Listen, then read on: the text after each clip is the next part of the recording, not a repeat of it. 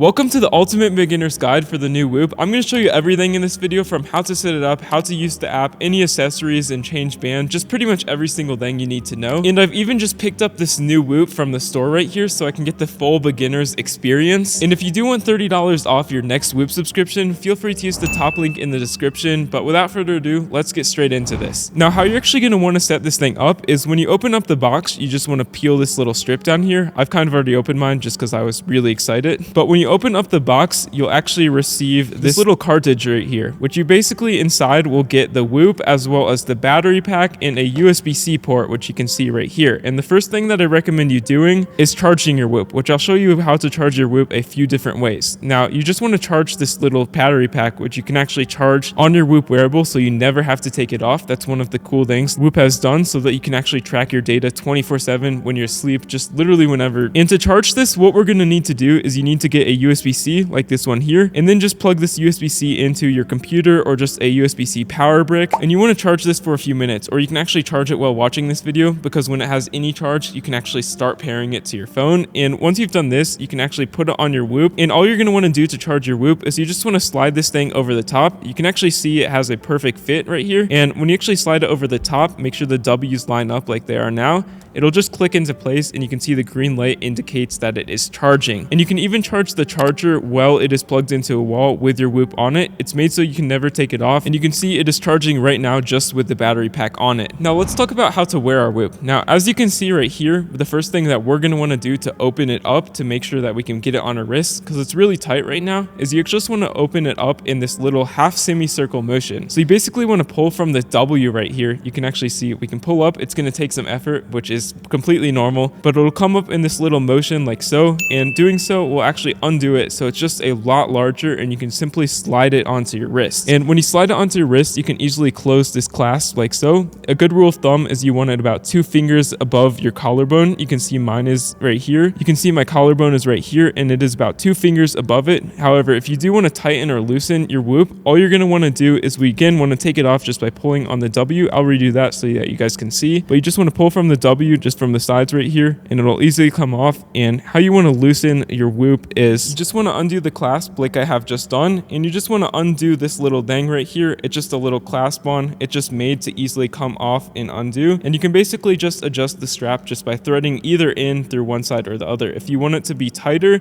you can easily thread the longer end just through this side like so, and then you can see there's a little bit of slack right there, so we can just pull the tail, or vice versa. If you do want to tighten it, you can easily just push this in and pull it like so. Or if you easily want to loosen it, you can do vice versa, just by pushing the small end of the tail like this, and then just pulling the longer end like that. Now, once you've done that, you can easily just clip this thing back onto your Whoop. You can see this little strap will just go onto this bar right here. And once you've adjusted your Whoop, you easily want to put this little clasp onto this little bar right here, and you can see it'll clap. Just make sure that you're not doing it inside out. You want to be able to read the W once you've actually clipped your clasp. And again, we can just slide it right on our wrist, and you can easily just fold it up like so. It just goes in this motion, and 2 fingers again, just a very good general rule of thumb. And it is just the most accurate when it is up a little bit slightly up your arm. You don't want it on your bone because it can't really track your data. And again, you can easily just charge it just by slipping the charger on top of your Whoop while it is on your wrist, and you can see the green light indicates that it is more than 90% charged, or you can actually view the battery within the Whoop app. Now, you can easily take it off just by sliding it up or down. You cannot slide it down under the W, and that is basically all you need to do to wear your Whoop and just charge it while it's on your wrist. Now let's talk about clothes and accessories. Now, how clothes and accessories work is Whoop actually offers a bunch of different pieces of clothing or different wearables, so you can actually wear your Whoop in different locations if it is more comfortable for you, or in some cases, as I will explain, wearing a Whoop in different locations can give you more accurate data. Now, to list some of the wearables that Whoop actually has is they have a wristband, bicep band, arm sleeve, compression top, shorts, leggings, underwear, performance top, men's swimsuit, and cycling bib. So there's pretty much every single clothing accessory you could ever want when it comes to your Whoop. And the reason that you might want some of these is just because it might not be comfortable to wear a Whoop on your wrist 24/7. You can also wear it on your ankle and get pretty accurate results, but it's not officially confirmed by the website. But basically, if you were to wear a Whoop accessory, such as a bicep band, you can get a lot more accurate data just because your bicep is a lot more stable than your wrist, which is always moving in every single direction ever. So generally, you'll just get more accurate readings when you're wearing it on different locations. Or another reason you might might be wearing it in different locations is just because if you're running a race or if you're swimming, you can't really swim with it on your arm without it moving around constantly or just like dragging you in the water. But Whoop does offer a ton of different wearable options, and you can check them out if you want. Personally, I just wear it on my wrist 24/7 and don't have any of the wearables because I don't really mind it and it's just really comfortable on my wrist for me, but they're always a good thing to check out and experiment with. Now let's talk about bands. Now Whoop actually has a ton of different bands. I'll actually just show you how to change your band in a second, but there's a bunch of different colors and a bunch of different materials depending on the style and feel that you may be looking for. Some are water resistant, some are not. You can see this one right here is just the default one, but all you want to do to change your band is you simply want to undo the clasp just by pulling up from the W in like so, and you can see it'll undo that like that, and you can basically just undo this clasp and just pull this thing off. Just thread the small end of the tail through this thing up here, and doing so will easily make this thing just come out of the Whoop band like so, and you can easily just take it off and substitute it with a different band if you were to buy a different material or just different color band in general. They have leather ones, athletic bands, and just water repellent bands as well. And all we're going to want to do to put our band back on is you just want to take this little thing, make sure the sensor is facing outwards, and you can actually see our band right here actually has a grip on one side and nothing on the other side. So you're going to get the side with the grip and make sure it is facing away from the Whoop, which is in this direction. And you can see there are two little bezels right here, and you want to take the one that is closest to the sensor and easily just slide your band into the closest bezel to the actual sensor. As you can see, I'm doing so now. And then you basically want to pull it through.